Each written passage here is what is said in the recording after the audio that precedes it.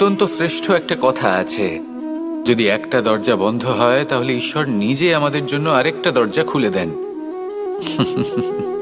কিন্তু কিছু মানুষ আছেন যারা এটা ভাবেন যে আমার সাথে তো এরকম হলোই না, আমাদের জন্য তো কোনো নতুন দরজা খুললো না, কোনো নতুন পথ আমরা খুঁজে পেলাম না।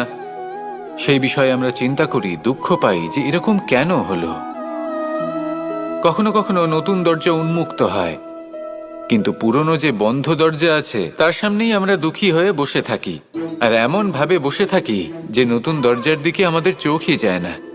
কখনো কখনো ঈশ্বর জেনে শুনেই আমাদের জন্য নতুন দরজা, নতুন পথ উন্মুক্ত করেন না, কারণ তিনি চান যে আমরা যেন পরিশ্রম করি, কর্ম করি, নিজেকে আরো বেশি শ্রেষ্ঠ করে তুলি, সক্ষম হই, আর নিজের পথ আমরা নিজেই খুঁজে নিই।